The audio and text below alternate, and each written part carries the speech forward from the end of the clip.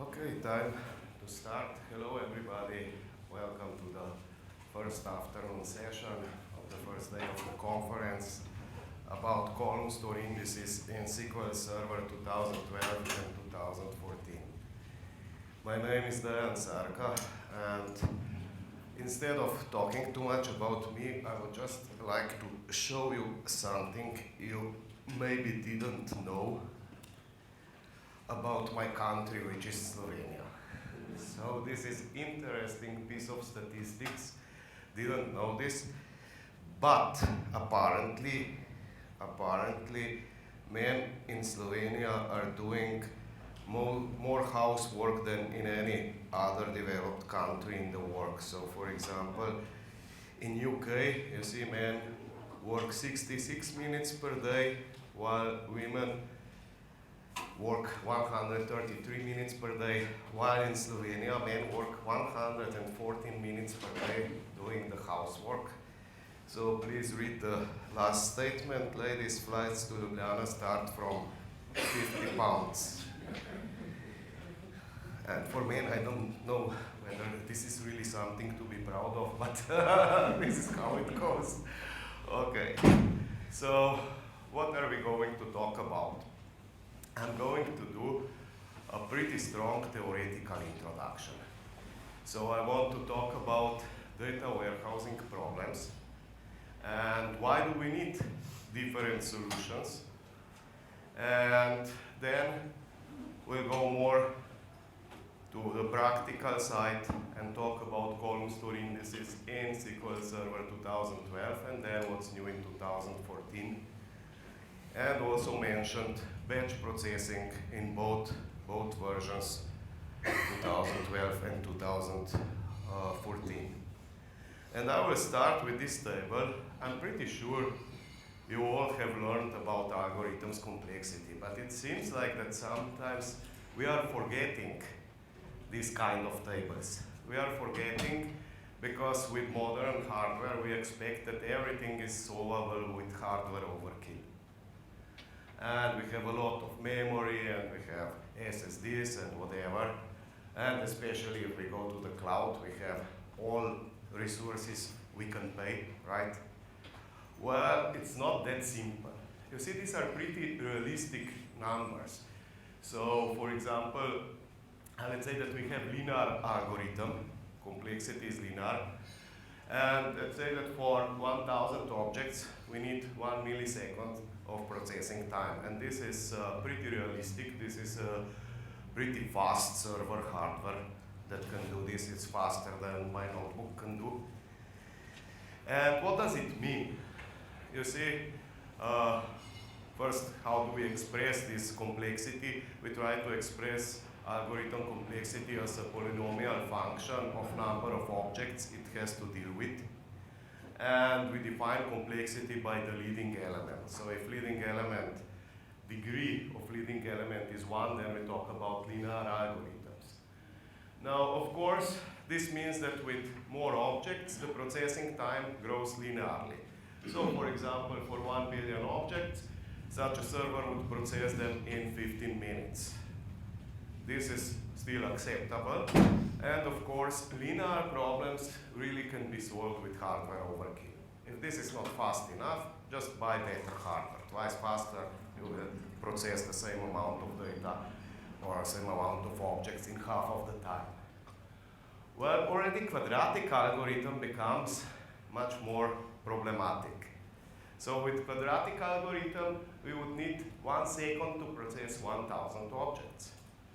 And what does it mean for 1 billion objects? Well, it already means 310 centuries. Wow. This is already something you cannot solve with better hardware, right? We already have a lot of problems with this. With twice faster hardware, you would still process this more than 150 centuries. Okay. Now, of course, we have even worse algorithms. Exponential algorithm. With even 100 objects, the processing goes forever. And this forever is with a star. So I still calculated it. It's about 40 billion years. And this is intentional. As I said, I'm from Slovenia, not from Baden-Baden. I don't need to say everything twice, you know. So this is forever, and other forevers are much longer. And of course, what does it tell us? It simply tells us that for a serious processing, we cannot have anything above linear in our applications. Unfortunately, we cannot really always avoid this kind of problems. You know, for example, to explode a graph, classical adjacency list model with, let's say, recursive CTs, this is fully exponential problem. So if you have very deep graph with also very wide, you are, I don't know how to put it to sound correctly, but let's say you are in deep shit, in short, because we don't have better algorithm. Okay, so where do we have these problems? Well, you see, in a relational database management system, we tend to create many tables with normalization and specialization design processes. And of course, when we retrieve this information, we must join this data together, right? And all joins are actually subset of a cross join. Cross join is the ultimate join. And cross join is purely quadratic. You have n objects from the left, each one joins with all n objects from the right, so we have n squared, so we have quadratic algorithm. Of course, we can express every join, as I said, as a cross join and then appropriate filtering. Now we have some optimization with, unfortunately, some limitations. So basically, if we talk about single-threaded algorithms, then the fastest possible join algorithm is merge join. Merge join simply takes a row from the left side and takes the value and goes to the right side and scans right side until it finds larger value. Then it takes this value from the large side, goes back to from the right side, goes back to the left side and scans with this value until it finds larger. This sounds great. So it needs to scan each table only once, so complexity is 2n, so it simply means it's linear. Yes, but it has limitations. In order to know what is bigger and smaller, we need to have sorted values. So we need sorted inputs from both sides. And in addition, of course, the only operator that works is equals, because otherwise we cannot handle non-equi joins. We must know when something is greater to go to the other side. So merge joins are limited to equi joins, and of course, as I said, both inputs must be sorted. Now, hash join is kind of join that is usually not very appreciated in transactional applications, in line of business applications. In a single-threaded mode, this is definitely the slowest join. It works on data where you don't have sorted inputs from any side. So how does it work? It takes one side, builds so-called hash table, which simply means groups data with some hash function in smaller number of groups, and then uses the other side, and for each row, it has to scan only a small, it applies the same hash function, so finds the appropriate group immediately, and then scans just this group. So this is kind of nice compromise between building indices and changing this hash join to merge join, and doing full cross join. You know, building indexes means sorting data, and the fastest sorting algorithm we got, quicksort, is n multiplied by logarithm n complexity. So also it's not really acceptable to, let's say, create indices just for one usage, just for once. And also, of course, to find appropriate group, we need an equi join. And then we have nested loops join, which is very simple algorithm, and because it is so simple, it works in any case. So it's not limited to equi joins like merge and hash joins. Now imagine that we have an equi join. So how does it work? So it takes the outer table, and for each row, this is outer loop, for each row of the outer table, it goes to the inner table, and retrieves all of the rows that satisfy the on condition of the join. So this might be anything in this condition, doesn't need to be equi-join, but if it is an equi-join, and if right side or inner side is indexed, then we have index seek for every row from the outer side. So let's say that we have n rows from the outer side and 3 levels of indexes on the inner side. So for every row, we do read 3 pages. So it means the complexity is like 3n, still linear, close to merge join. Anyway, if none of the sides is indexed, then even if it's an equi-join, it becomes quadratic, of course, because it has to do full scan of the inner table for every row from the outer table. Now, even if we have everything indexed, we can still come to a problem that the join becomes quadratic. And this is very typical for non-equi joins. For example, for running totals, when you join a table to itself, let's say orders to itself, based on order ID from the left is greater or equal than order ID from the right. So it means that first row is joining with 1 row from the right, second with 2, third with 3. So average row is joining with n divided by 2 rows from the right, and we have n rows from the left, so it's n multiplied by n divided by 2, so it's n squared divided by 2, so it's a quadratic algorithm. So we have a problem. And how do we deal with algorithms that are more than linear, general, exponential, quadratic, and even higher exponents, where we cannot find the linear algorithm? Well, we have one nice technique, doing this in parts, doing part by part. So you see, this red line is purely quadratic algorithm, okay?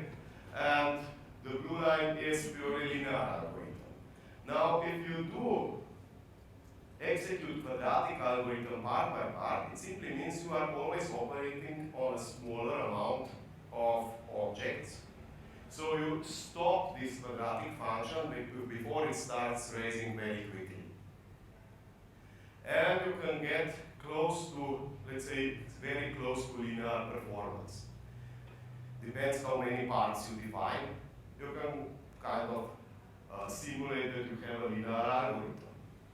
Now imagine next thing. Now let's talk about parallelism. Imagine that you can execute these parts in parallel. Then in some cases, such an exponential algorithm can even become faster than a linear one.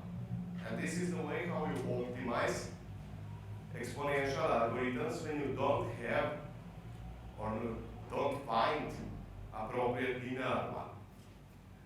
And it turns out, if you think of it how hash join is working, that is actually splitting data in groups.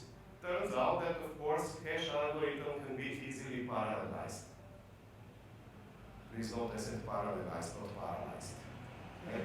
So we can execute these parts in parallel. And turns out that for such cases, even for very, very huge amounts of data, parallel hash join can outperform any other join. Okay? So this is one basic idea. But we can do and push this idea one step further. You see, we take the smaller input and build the hash table. And then for each row from the right side, we have to scale appropriate group. Okay? But let's say that we have one thread working on one processor, and this thread is dealing with group A. So how does this thread know that rows from the right side belong to group A? We have a problem. We need to read all of the rows from the right side in every single thread. And this is not extremely efficient. It would be very good if we would be able to kind of pre-select candidates from the right side for appropriate group. Okay? So then we could even push this pre-filtering down to the storage engine and already read from the disk only the parts that are fitting to the group I am processing. And the other processor, of course, is then reading the other part of this right table. Now, this can be done with so-called bitmapped or Bloom filters. We can even optimize these hash joins with bitmap filters. So, these bitmap filters work on the right side. You might say, okay, we could build another hash table from the right side and then compare just these groups from the hash table. Yes, but building hash table is also expensive. And SQL Server always takes the smaller input for building the hash table because all this works fast as long as this hash table is in memory. If hash table is too big, then SQL Server has to spill it on disk, and so this join becomes much slower, and we lose immediately what we gained with hashing. So we cannot afford to build a hash table from the right side. Building is too long, and also then spilling would be much more plausible, so we want to avoid this. So we need something that is much faster, and this means also simpler than building a hash table. But you can imagine, on the other hand, that there should be a price for such faster and simpler algorithm. So let's see how this Bloom filter works. So first we define an array of m bits, and initially all bits are set to 0. And then we define k different hash functions, again hash functions, which have to be very simple to be fast. Okay? And then this k number must be lower than m. We must have less hash functions than we have bits in the array. Now we implement this hash function on the input. Input are now values from the left side, okay? From the side that was used to build the hash table. So we have set x, y, z, and we have 3 hash functions implemented on each of these elements of this set. So the first hash function implemented on x set the bit number 2 to 1. And the first one on element z set the bit 4 to 1. And for example, this bit was set to 1 by hash functions on element y, epsilon, and on element z. Okay? So we have logical or if it's already 1, then we leave it 1. Nice. Now these are ones set by hash functions implemented on the input set. Now we go to the right side and we can test in advance values from the right side. So we implement the same hash functions on W. And you see W would set number 1 bit to 1 here and here and here, sorry, and here and here. Here bit is set to 0. This tells me immediately that W is not the element of this set. This tells me immediately. Now what would happen if the third hash function would try to set this bit to 1? Then W would set the 3 bits to 1 that were already set to 1 by implementing the same functions on all elements of the upper set, or the left side set. However, we can immediately see that W is not element of the XYZ set. What does it mean? This is the price. This is the price of having such a simple method for pre-filtering. The price is that we get false positives. That we get declarations that W is the element of the set, while it is actually not element of the set. If we don't get false negatives. If we get the result that W is not element of this set, then we can be sure it is really not an element. When we get false, or because we get false positives, after we pre-filtered, we still have to do the full scan of the upper set to be sure that we get only the values that match. Okay? Now, of course, this means that Bloom filters are not very efficient if we have a lot of true positives. Imagine that W would give you a true positive for any set from the left. So it simply means you couldn't do any pre-filtering.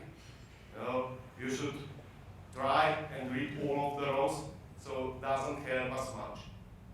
So Bloom filters are much more efficient if you don't get any, or if you get very rarely false positives. Now, of course, how to avoid getting false positives? Yes, you could make very, very complex hash functions, but then we would lose the speed. We cannot afford this. So we have to optimize somehow this to get as few false positives as possible while still having very simple and fast hash functions.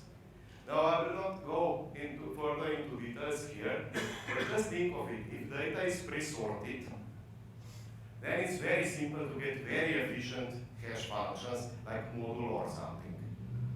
So it's very simple to get very efficient and fast hash functions. With ideal sort, we could actually get such functions that they wouldn't return any false positive at all.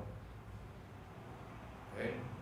But don't forget that for hash join, we don't have pre-sorted inputs. But still, even partial sort would have. Okay? So this is the conclusion. Even partial sort can help to pre-filter rows from the right side for every single thread. Okay. Now, let me talk about columnar storage a bit. The idea of columnar storage started to develop in around 83, 84 already. So it's like 30 years old idea. Now, of course, at that time, people were thinking, why do we need to store physically data row by row if we want to have this row by row representation logically only? We don't care how database management system stores data. This is the basic idea of the relational model, work on the logical level. In an ideal world, unfortunately we don't live in an ideal world, but in an ideal world, you shouldn't care about how you write query, how you index data. You should care only about having good logical model and query logically correct. And then SQL Server or Oracle or whatever system should always execute this in the fastest possible manner. Unfortunately, we don't live in an ideal world. And by the way, the problem that query optimizer has to solve is exponential. If you think of all possible paths of executions, you get full-blown graph. So you see, unless somebody invents a linear algorithm for exploding graphs, we will always have to learn some things about query optimization, and not just remain or keep our work on logical level. Anyway, you see, if we would make this transformation from rows to columns when storing the data, then basic idea was we could store every column in a sorted way. And now we have every column sorted, so any kind of equi join can become a merge join. So I have all equi joins immediately linear. Sounds great. Of course, then you need also to think of how to represent this columnar storage with rows. And it took until 1999 before Steve Tarin actually patented the so-called trans-relational or transform relational model, where he found an algorithm how to reconstruct rows from the columnar storage. And at some point, it looked like this is the future, right? So let me briefly explain how this model works. So first, don't forget, this is still purely relational model. We are working with tables, we are working with rows. We don't care how internally database management system stores the data. So we have this initial table, and we want to get here to have every column sorted. Okay? Every column sorted. Now, when we have every column sorted, we get for free additional compression. The values that are repeating, we don't need to repeat them. We need to store this value only once, and maybe just store an index, how many times it is repeating, or from which index value to which index value this value should be repeated when you retrieve the data. So we get kind of compression for free, and this kind of compression is called run length encoding. And how do we get back our rows? Well, still telling proposed so-called row reconstruction table. This is row reconstruction table, and it has as many rows and columns as the original table had. And we start reconstructing in upper left corner, first row, first column. And we take the value here from first row and first column. So we have both. And the value in row reconstruction table is actually a pointer to the row of the second column and also an index of the value in the second column. So index 3 means green and means go to the third row in the row reconstruction table. Now we take value 5 and go to the third column, and here in the columnar storage we find appropriate value with index 5, which is Paris. So we actually reconstructed row bold green Paris, which was one of the original rows. And also value in the last column can be used then for cyclic redundancy check. Do we come to the same starting point where we started from? And then we go to the next row of the first column and so on. So this was very nice idea, but think of the price. What is the price here? Well, imagine that you have to update this storage. So any update simply means you have to build the whole row reconstruction table from scratch. Said differently, having such columnar storage efficiently changes your table to read-only. You shouldn't allow updates. Any update should be controlled because it will take a lot of time. As I said, at the beginning of this millennium, it looked like this would be the future. Unfortunately, turned out that even this idea has some problems built in. So first of all, you see, creating such a storage is simply too expensive. Now remember that the fastest sort algorithm we got is n multiplied by logarithm n. And if we have n columns, it simply means n squared multiplied by logarithm n. So building such storage might be too expensive. Also, you see, after year 2000, processor power started to raise enormously. So suddenly everybody had a multiprocessor server, and now we have multiprocessor notebooks and multi-core and multi-threaded and multi-whatever. Right? And suddenly, hash joins became much more, appreciated than merge and nested loops join for such huge amounts of data. So suddenly, the kind of excitement for merge joins went down.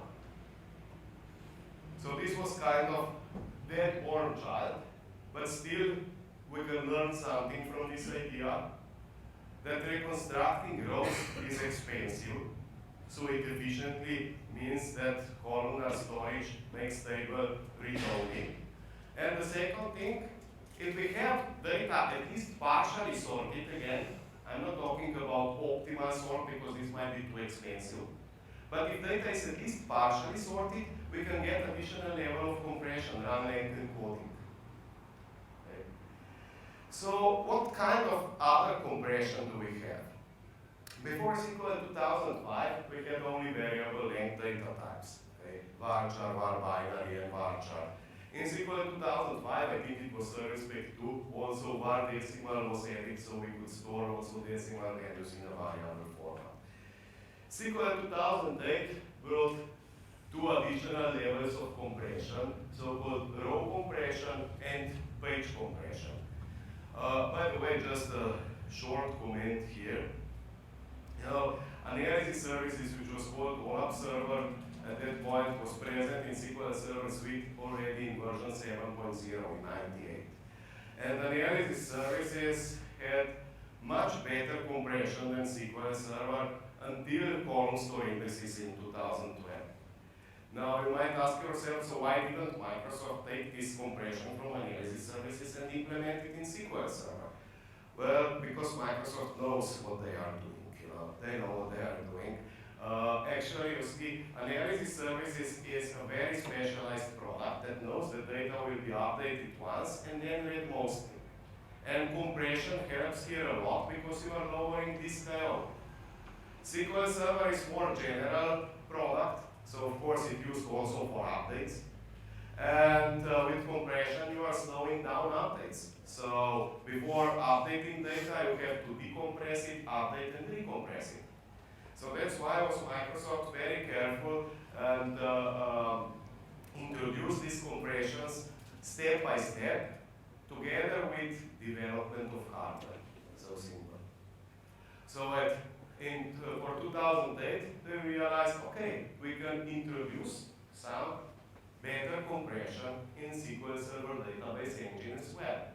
Row compression turns out to be very cheap. We just store fixed with data type values in a variable format. No matter if you define some column as integer or char, it will be always stored in a variable format. So this performance price for updates is very low. So many times you can even test this and maybe even afford this kind of compression even for transactional applications. You gain by lowering disk IO, of course, and you lose some performance on updates. You should test, of course. Now, next level was page compression. And on the top of this, SQL 2008 release 2 added Unicode compression. Okay? As I mentioned, row compression might be useful also in transactional scenarios. Now, how does page compression work? So, we have some values and we have page header. It works on 8K page. So first it does so-called prefix compression. Okay? And I added here additional term value compression. You know that actually in Microsoft, teams are pretty much independent and don't communicate. So prefix compression is expression that SQL Server team uses, and value compression for the same thing is used by analysis services team. Okay, so we have two terms that mean actually the same. So we simply take prefixes and store them in page header and store only pointer how many characters did we replace at the beginning of the value. And then we can also search strings for substrings and make additional dictionary compression. So extract these substrings and leave also only pointers in the source data. Now if you think of it, prefix compression on a string is just a specific case of dictionary compression. So why do we have a different name and different compression level? Well, dictionary compression works on strings only, while prefix compression also works on dates, numbers. For example, if you have numbers 1000, 1001, 1003, you can store number 1000 in dictionary and then leave only 1 to 3 in the source data. So that's why we have two levels. Now, let's think a bit about this page compression. First of all, building these dictionaries, scanning, searching for substrings, is expensive. So this is something you typically don't want to use in transactional applications. But next thing, you see, the more data you are scanning for building the dictionary, the better compression you get, because there is more probability that values would repeat, okay? Substrings or prefixes. Unfortunately, we are limited to 8K page. This is why it is called page compression.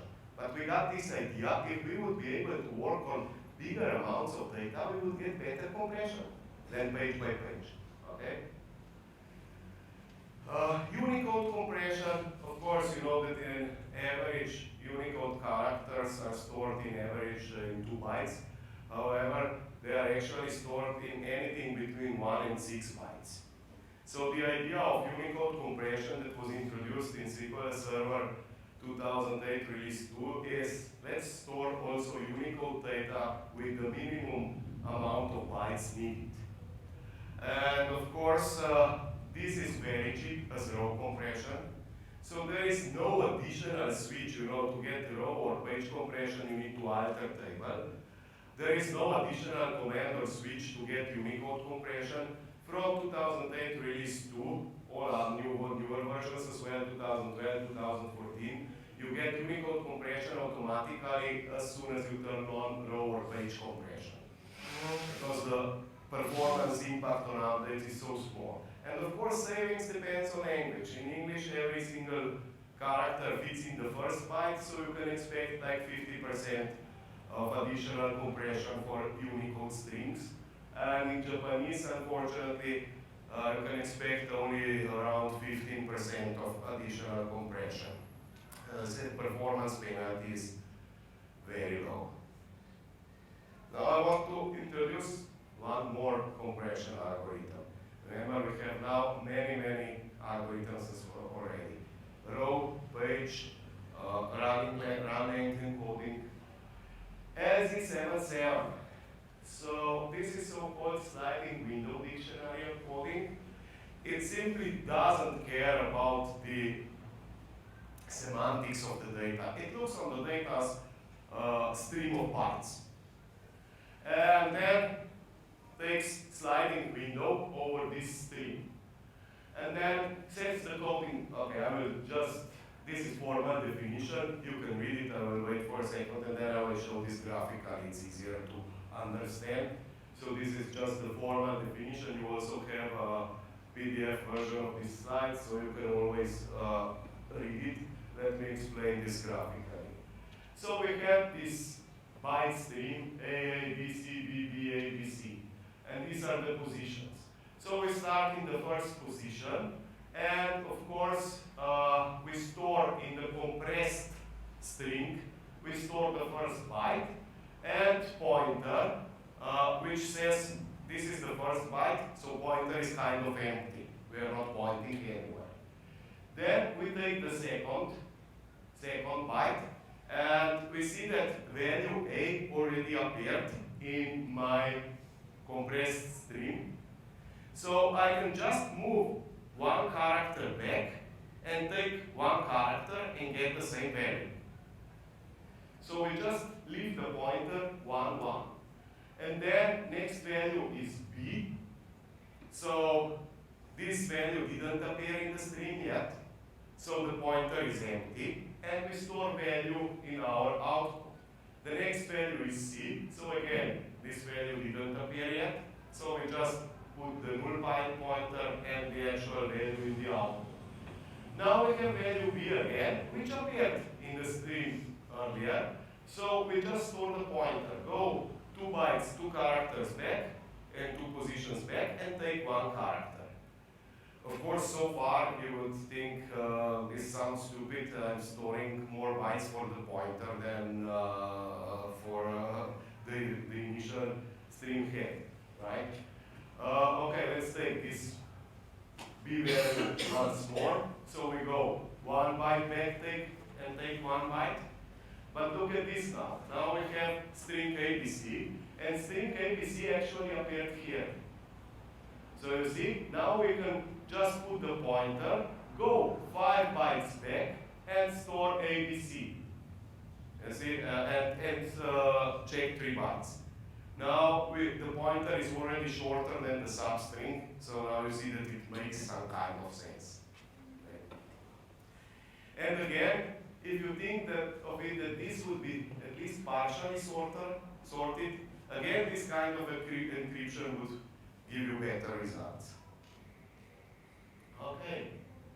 So now we have all of the theory we need to start building SQL Server Columnstore indices.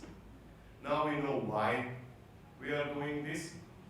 What is our target? So our target are hash joins with efficient Bloom filters and with maximum possible compression. And we know that we will pay the price for it. We know that table will efficiently become read-only. And we also know, don't forget, that we cannot afford total sort. We are not even searching for this, but even partial sort would help. So, how does it work? And this is Microsoft's patented algorithm, which was, by the way, invented by analysis services team. So these Columnstore indices were just transferred from analysis services to SQL Server. Actually, this is Power Pivot for Excel, and analysis services in tabular mode is using this storage. However, analysis services tabular and Power Pivot are limited because these are in-memory databases only. With regular SQL Server, you also get possibility to have this storage efficiently on disk and use it for index 6 and scans on disk as well. So first, we split data in groups of 1 million rows. This is just an arbitrary decision. At this point, it is Microsoft tested some couple of scenarios and decided, okay, let's start with 1 million rows. And currently, this is kind of a closed parameter. It's not parameterized. Maybe sometimes in the future, we will have the influence to change this amount. But think of it. We are segmenting this in 1 million segments of 1 million rows. Typically, in a page, you have, I don't know, 100 rows. So what does it mean? You can immediately see that if we implement some kind of dictionary and prefix compression, we will get better results than with page compression, because we will work on these segments. And then these segments are converted to segments of columns.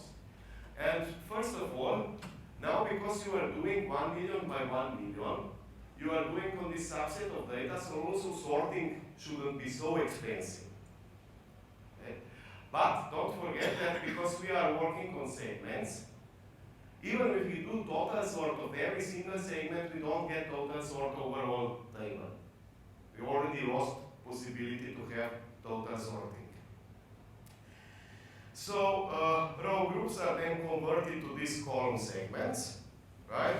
And then each segment is then compressed and so on. Now, how is it compressed? So first, it uses this kind of row compression, just pushed one step further.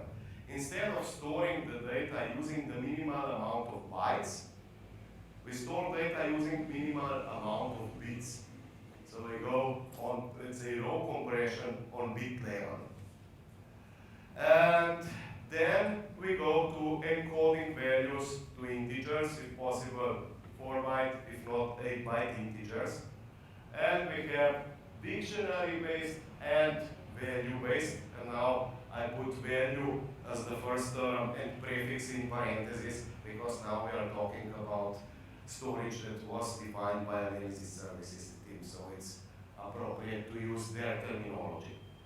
So we use value or prefix encoding and dictionary-based encoding, and we expect better results than with page compression. Next, of course, we can use run length encoding if we have at least partial sort. And this is the most important part of this Columnstore indexes. Vertipack, or now also called X velocity, but it was patented as Vertipack algorithm. And this Vertipack algorithm is not published. So that's why I started with this Steve Darin's idea to get at least appropriate idea how this works. And the main point here is that this algorithm is reordering rows. It doesn't sort column by column. So it passes one segment of 1 million rows only once and tries to find optimal row order, optimal order of rows to get the best possible sorting of every single column. Okay? So this is this idea of this Vertipack row rearranging algorithm. So even inside a single segment, we don't get total sorting for every column. We get the best possible sorting over all columns that can be done with a single pass through all data. This is the idea. But we have at least partial sort. So you see, we can immediately leverage Bloom filters and parallel hash joins. We get less false positives when we push Bloom predicate down to the storage engine and read for every thread only data that gives positives and false positives, only data that is needed for the thread. Okay? Dictionary is built for dictionary compression on segment level, but there is also a global dictionary that helps in encoding or compressing this data even more. So while building these Columnstore indices, SQL Server also builds a global dictionary associated with entire columns, column by column, for every column. Local dictionary is associated with a column just inside this 1 million row group. And SQL Server 2012 fills the entries in global dictionary as it builds the index. So it goes segment by segment and adds value to the dictionary. So it simply means that some value might appear in the third segment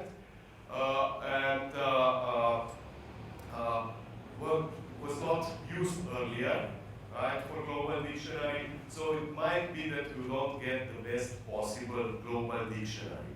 SQL 2014 does kind of pre-scan on a sample of the data.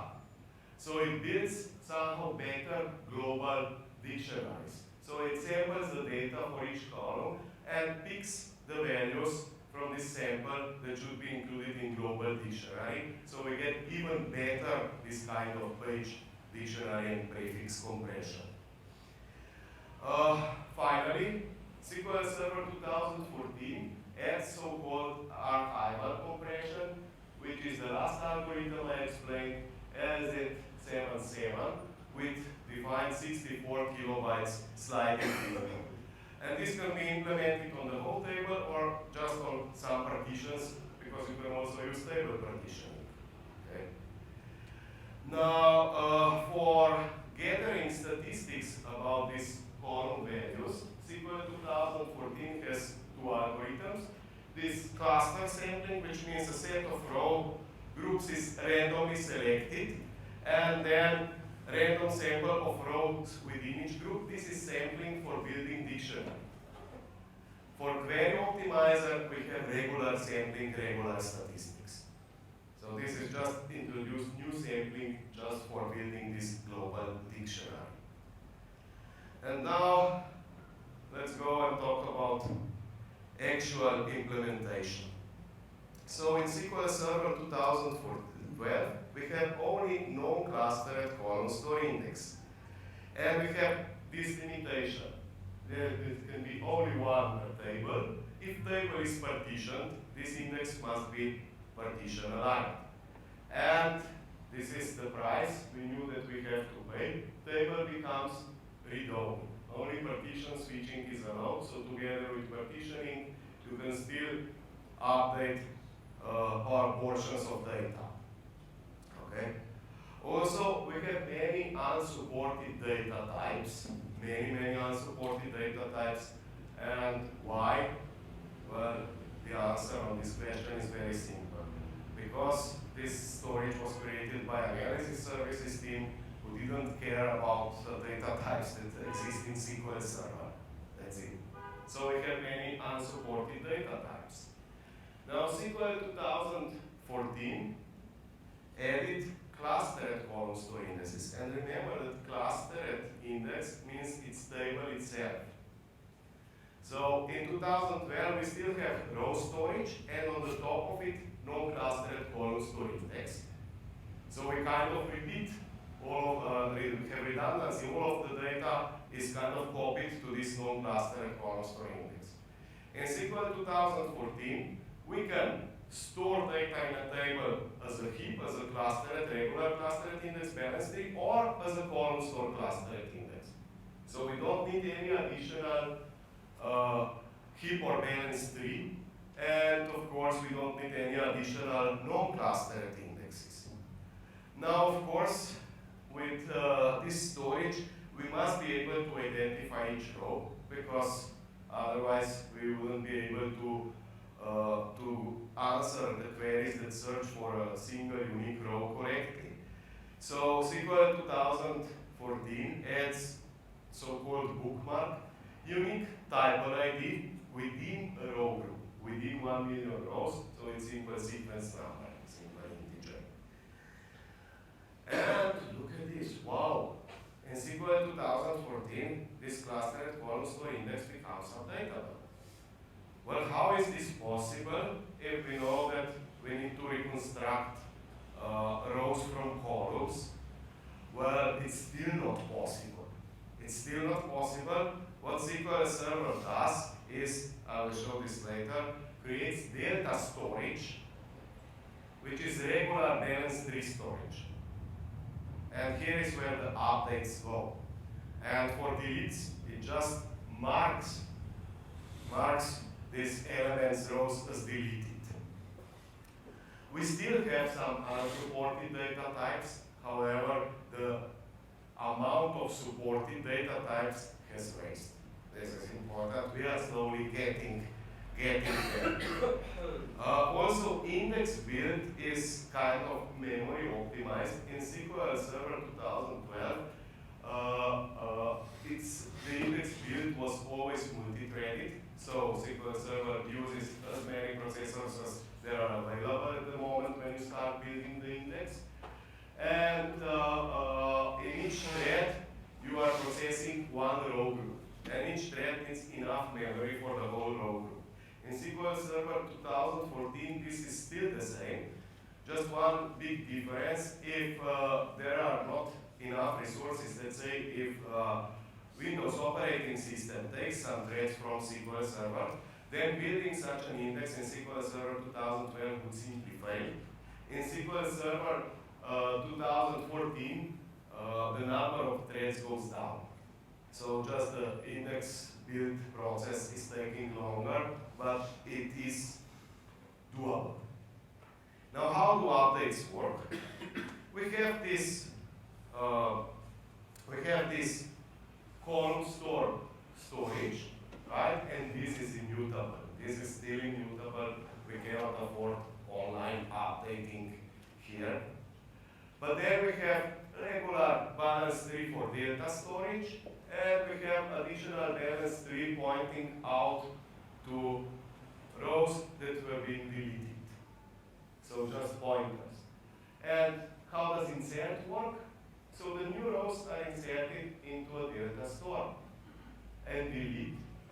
Well, the row that has to be deleted can be in this data store. So if it is in this data store, it is simply deleted as with regular delete. Otherwise, it is simply marked here.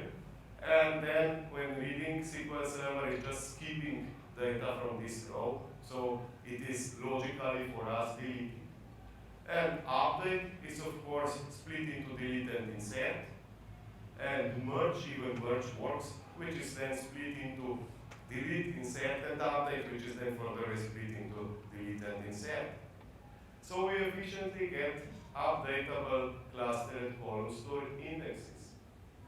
So now this data store can be also open or closed.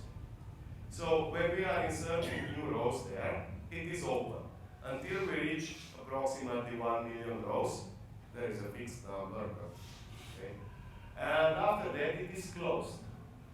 And then there is some internal process called tuple mover that converts this closed data store to column segments. You see, this is why we have this 1 million.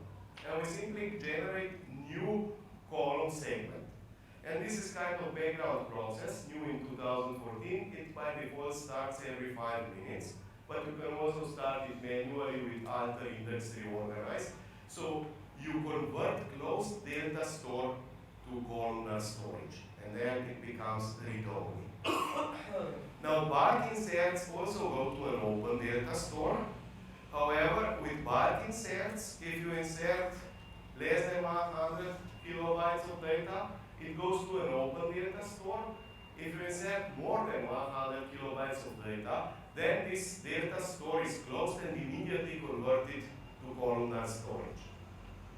Now these are, let's say, arbitrary decisions. Microsoft did a lot of tests, but it doesn't mean you should always follow everything like this. You can immediately see that having 100 kilobyte segments is not as good for, let's say, dictionary compression as having 1 million rows in a segment.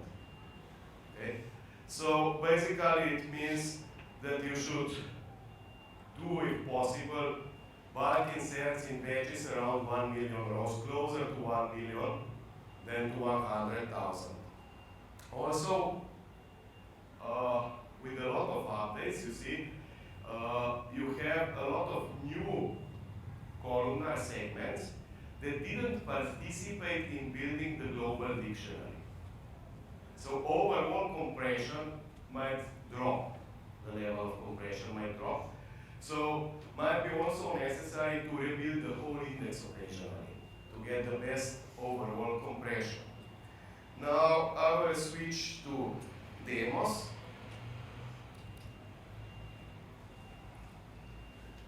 And show how this works. So first I will create a new internet sales table, which I will fill with data from fact internet sales, and now I'm building regular cluster index, so I'm storing this table as balance 3. So now let's insert some data, and I'm actually inserting all of the data from the original fact internet sales table 30 times. So there is about 60,000 rows there, so I inserted nearly 1 million rows here. Okay? And by the way, did you see how fast it went? I have completely new notebook. Soon I will have to update that table. So this is the average segment. So this, no, 30 times 60,000, it's nearly 2 million rows. Great mathematics I did. So it's nearly 2 million rows, okay, inside. So let's check the space used. So we have around 117 megabytes. Okay, so let's show how a query is working on this data. I have two kinds of queries. So first one will be extremely efficient and will benefit the most from the Columnstore indices, and second one will not benefit much. So I will show you both extremes. And of course you can imagine that in real life the actual truth would be somewhere in between. I will show you both extremes. So remember, I don't have any non-clustered indices, so even for such a small table, such a query, such a selective query, I still need to read all of the table. And of course, I do this in parallel, but the actual operator is clustered index scan, right? Now, this doesn't differ much from very complex query, okay? Still need to read all of the table, and okay, execution plan is more complex, but at some point it starts with clustered index scan. I don't know where this is the original fact table, because these are in product. At some point it is also clustered index scan on my fact table, must be somewhere. So you see that everything was highly parallel, and please note that I have hash joins, okay? And please note that I have bitmap filters creation. And also something that is worth remembering for later. You see, please note actual and estimated execution mode properties. At the top, right after first two rows, third and fourth row of the properties, we have a row execution mode. Okay? So let's now create non-clustered Columnstore index. So this is SQL 2014. But this is similar like you would do in SQL 2012. Okay? And let's now see what is the price for this. You see, I still have 117 megabytes of the source table plus 11 megabytes of my non-clustered column store index. And this is all of the data, so the compression rate is like 10 times. In SQL 2012, it would be slightly worse, because the only difference for now would be that I have slightly better global dictionary. Okay. So let's now see.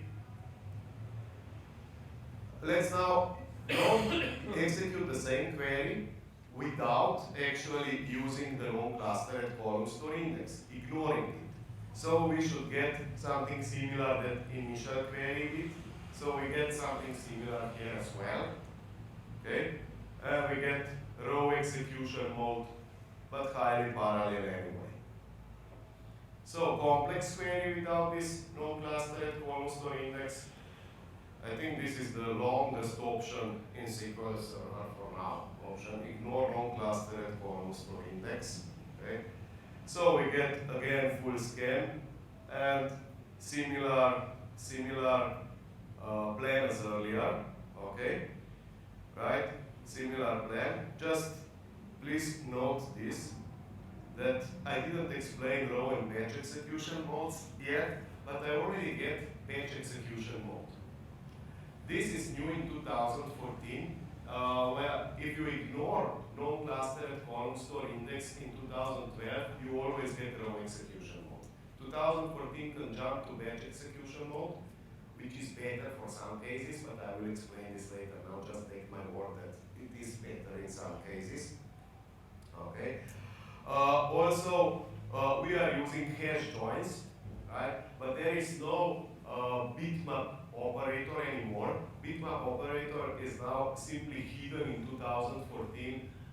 When you use this column store index, it's simply hidden in batch table build, so you don't see it, but it's still there. Now let's use this. Let's forget about this option. Now please note, this was very good for this non-clustered column store index. So you see my I/O, logical I/O number of pages read went from more than 14,000 to 36. Of course, you cannot expect this always. As I said, I have two queries. One is very in favor of columnar storage, the other not so much.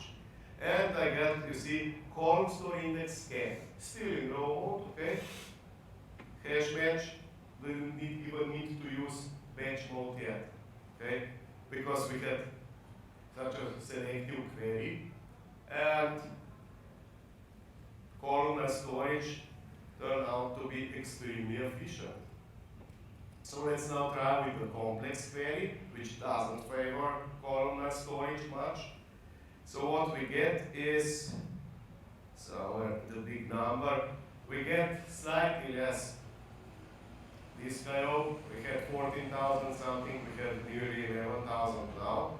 But we got highly parallel query, hash joins in batch mode, you see. So also I will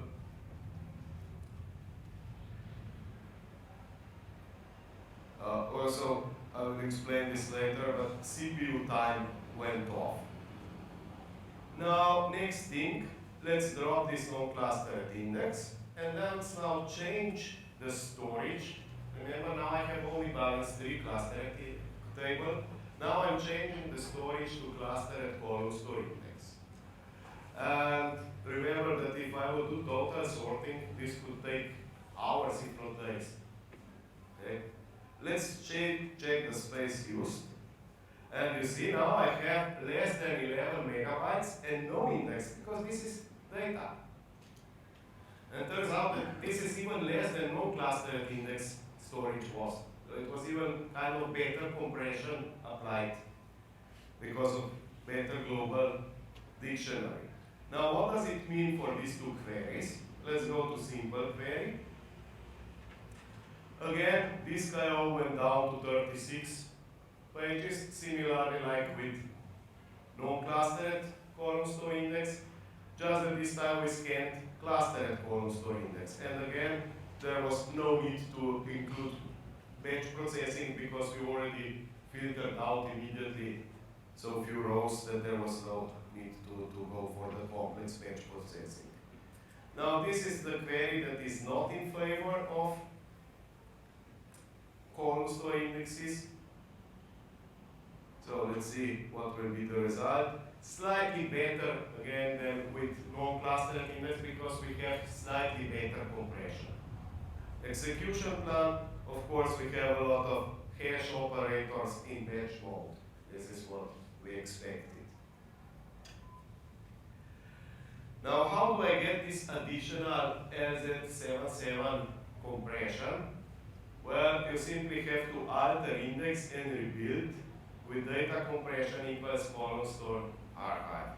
So let's do this.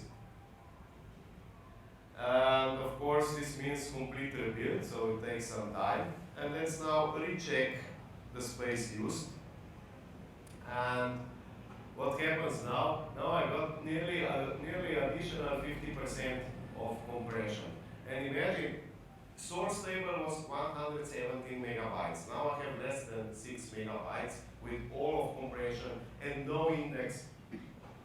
So this is pretty impressive.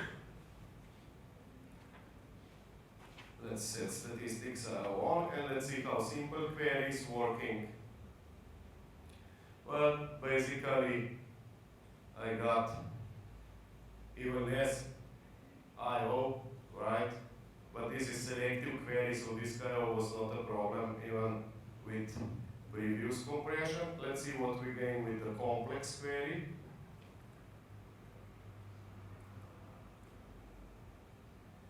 So let's see what we get with the complex query. Well, now also for the complex query, number of logical reads went down to 1/3.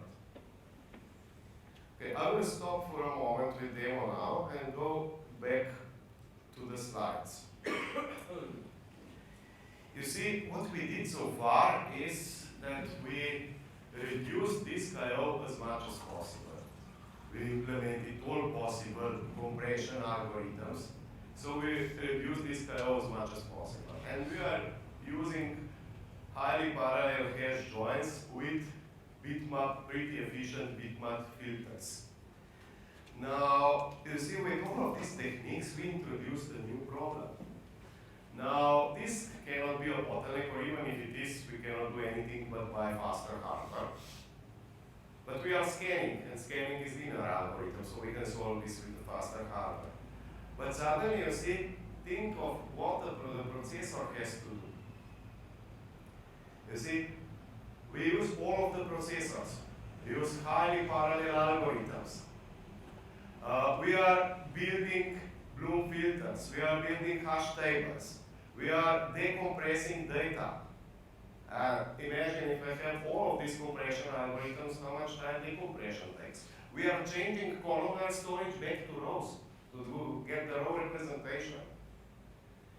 So what happened is that we suddenly put the burden, you see, on CPU. And suddenly my CPU becomes a bottleneck. And we need a solution for this as well. And by the way, just a simple short comment. You should already now feel how different is optimization for transactional and for analytical applications. So basically, optimization starts by splitting them. You know, in transactional applications, we typically have single-threaded queries because we get parallelism only if we have more processors than concurrent connections, right? Or users, I don't know, this will Klaus explain his better in his thoughts later.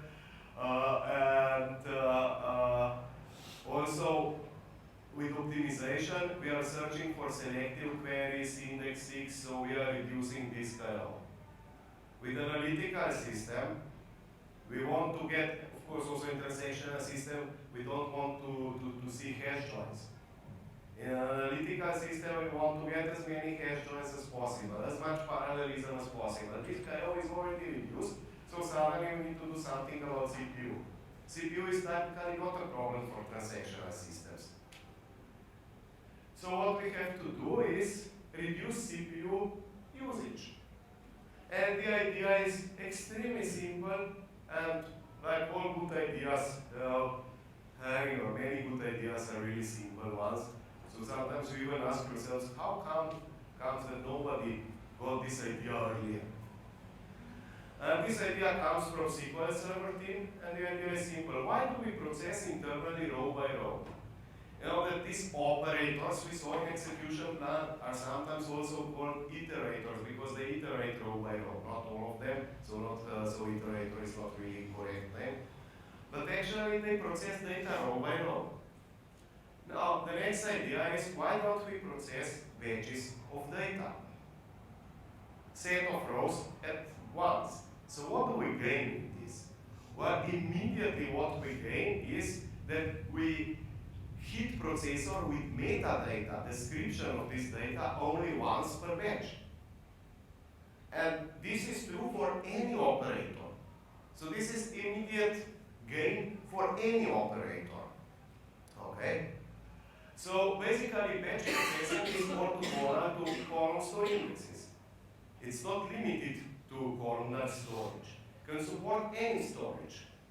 And actually, remember on the demo, when I had option ignore no cluster at Columnstore index, still I used batch processing. This is new in 2014. Batch processing appeared first in 2012. And of course, Microsoft didn't have time to change all of the operators. So they initially started to create batch processing for operators that gain the most from Columnstore indexes. And for these operators, batch processing gives you even better results than just not hitting the CPU with metadata for every row. What are these better results?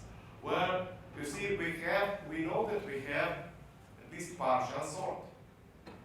Now, you see, imagine that we have to perform an equi-join, and we know that we are working on these segments, right, hash groups, and we know that the group is completely sorted.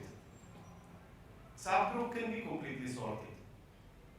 So this simply means that maybe we even don't need to decompress the data and just perform join on two sets from left and right directly, not row by row. And we don't even need to uncompress the data.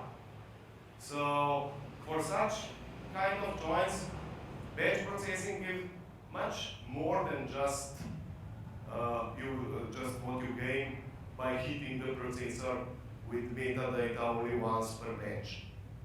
Now, of course, you already saw that SQL Server switched from batch to row as a query optimizer found that it was more appropriate to use row mode for small data set. We didn't need batch mode, even if we read from Columnstore indexes. So we really see that batch processing and columnar storage are orthogonal problems, yet the best result you get when you combine both of them.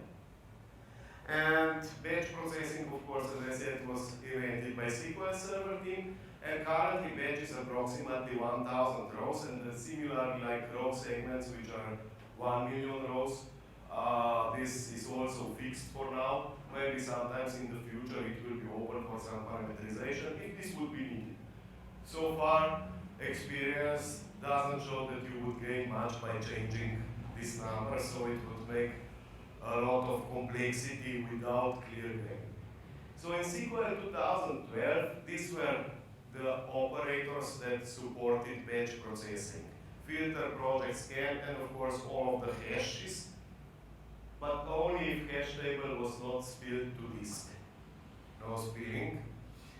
And also for batch operators, blue filters were limited to a single column, which could be represented with a 64-bit integer, big int. Only in this case, these Bloom filters were pushed down to the storage engine. Okay. In SQL 2014, we have batch processing for all join types, union, you see, union was not supported, scalar aggregations, spilling support for hash join, also if table is built to the MTB.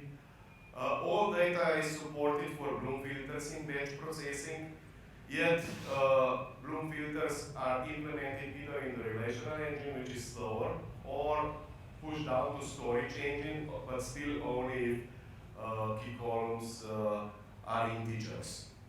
Now, before going to conclusion, let me go to the last part of the demo. So, what we didn't see yet is how these updates work. Here I have some kind of overall statistics, and I didn't show the CPU time because I didn't explain batch processing yet, but you can also see that CPU time for, let's say, complex query with clustered Columnstore index went from 3,500 milliseconds down to, in this case, 110. And slightly more when I included archive compression, which is logical, little bit more work with decompression. And this is very important, you see, managed to lower this CPU usage for 30 times. This is very important. Now, of course, you can use new catalog views to find all of the dictionary information, segment information, row group information, of course. And please note that in this table I have 3 row groups, all compressed, and this is the number of rows in each group. Okay? So now let me insert new data. 60,000 rows. And I don't need statistics, let me just put this off. I don't need statistics, I don't need statistics time. So let's see, after inserting additional 60,000 rows, well, you see, I have 3 original row groups compressed and 1 new open, which has heap or B3 balance tree ID. So this is regular balance tree storage. Here heap or balance tree ID is none, because this is not using balance tree storage. Now let's insert more rows. So this time we are inserting all of the rows from the original internet fact internet sales table 16 times. So we inserted nearly 1 million rows. So let's see the state now. We still have 1 open group with more than 1 million rows already, and 3 compressed columnar storage groups. Now let's insert additional 60,000 rows and see what happened. Well, now you see I have 3 compressed, 1 closed, and 1 new open. So you see, this is the amount of rows you can store before the data store is closed. So it's 1,048,576 now, we know exact number. I knew it, but I'm too old to remember these things. You know, I knew it, so I wanted to mention, but sorry. Okay, so now we should wait for 5 minutes before this closed group would be compressed and converted to columnar storage. So if you don't mind, go and have a beer while you are waiting. Or we have the other, yes? While we're waiting, can I ask a question? So is this whole thing a bit more memory than traditional? What? Is it, say, does the column store index generally, say, clearly use more memory? It doesn't use, the question is if columnar storage is using more memory. It uses a lot of memory when you build the index. Okay? In SQL 2012, even if you don't have enough memory to build of index and file. However, after that, it's also stored in this cache in compressed way. So no, it reduces usage of memory. It's stored in the same way in memory as on disk. Actually, internally, it is using regular var binary storage to store these column segments and transfers them as segments to memory as well in compressed way. So let's not wait, and let's simply reorganize the index. And let's see what happened. So you see this was now compressed, full compressed, this one is still open. Okay? Now, let me rebuild without archive compression. Okay? And what happens is, okay, now I rebuild, not reorganize, I rebuilt the index. So it was optimized and fully compressed, not with archive, but with regular Columnstore compression. Now let me insert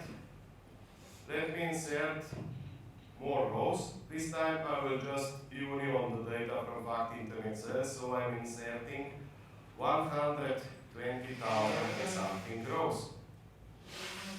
Okay. What happened?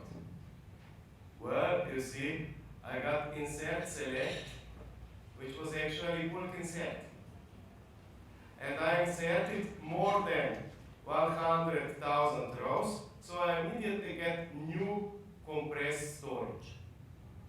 So if I now do more bulk inserts, I will get new these segments compressed, but overall compression will drop. Okay. So this was kind of last demo, so let me go back to slides. And what can we conclude? Well, seems like clustered Columnstore indices are kind of right choice for a data warehouse, especially if you need to query it. What do I mean, especially if you need to query it? Well, many times you build analysis services cubes on the top of data warehouse, and then you query analysis services. Okay? You can still gain something from columnar storage because analysis services must read data for processing the cubes, so processing is faster. However, processing typically happens once, let's say, over the night. If you have problem with your time window for this processing, you might gain something if you use columnar storage. However, I would say in this case, don't forget how many of you have been to Bob Bushman's talk about hackathon in memory storage. Might even decide to use this in memory storage for staging tables instead of storing them in data warehouse. And this would be then even faster than using columnar storage. So I would say this columnar storage is extremely efficient when you need to query data warehouse. This is for classical reports. Not every report makes sense to be transferred to analysis services because then queries, MDX or DAX queries become very complex. Also, analysis services is limited. Tabular is limited by memory. Multidimensional is limited by cube complexity. Cannot swallow any kind of complex cube. Simply stops working at some point. So if you are dealing with really large data warehouses, then of course you have to query SQL Server. And then your columnar storage is the answer. Also, I would say in the future, you see, online analytical processing is possible because of two basic pillars. First, you have rich metadata, which enables clients to create queries dynamically. So you can use graphical interfaces and user to create queries. And then you must get lightning speed from your database management system. Now with all of these improvements, SQL Server speed performance is coming close to analysis services. It still looks like analysis services is much faster in tabular mode, but remember, everything is in memory. Right? So all we need is metadata, and then maybe at some point analysis services will not be needed anymore. But I think first step is have analysis services only for metadata, indirect query mode for tabular or roll-up mode for multidimensional. So you have a single storage of data, let's say. As I said, if you query data warehouse, then this is the right choice. Columnstore indexes will improve batch processing. If you have SQL Server 2012 and want to use Columnstore indexes, go for them. You don't need to upgrade to 2014, but if you don't have 2012 yet, go directly to 2014. Clustered Columnstore indexes give you much more freedom and better compression than non-clustered Columnstore indexes. Imagine, yes, you can update these tables in 2012 if they are partitioned and use switch partitioning and so on, but it's much more complex than in 2014. And of course, you still have double the data, so you have original table plus non-clustered index. And so I would say SQL 2014 is the right data warehousing platform. Of course, as I said, if you already have 2012, you have already good enough data warehousing platform. But these Columnstore indexes and batch processing could be the reason for your data warehouses to be upgraded to newer versions. So any questions left? Can I ask one thing? Say when the non-compressed segment is converted to a compressed, does it actually rebuild the whole thing, or is it rebuild that? It rebuilds, yeah, when a segment, open or closed segment is converted to this columnar storage, it's just this segment. It's just this segment, so it is fast. So it doesn't need to rebuild the whole index. How does it do it? Because earlier you said that actually a Columnstore index is built only and you rebuild as something, you rebuild the whole thing. So how does it say make it possible that you don't need to rebuild the whole thing when you add new rows? Because even building, how is it possible that only this segment, which was closed, this 1 million rows, is built? Because even initially, the Columnstore index is built segment by segment. So it's just one segment. But again, what you lose is that this segment, you see, this segment didn't contribute values to the global dictionary. So your this prefix and value-based compression doesn't give so good results. So if you have a lot of updates, you should probably occasionally rebuild the whole index to get the best compression.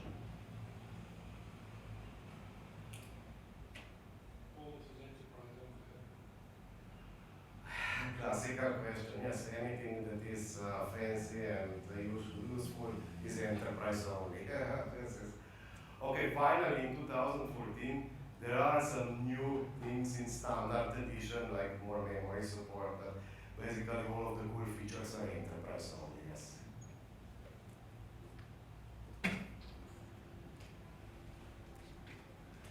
Any more questions?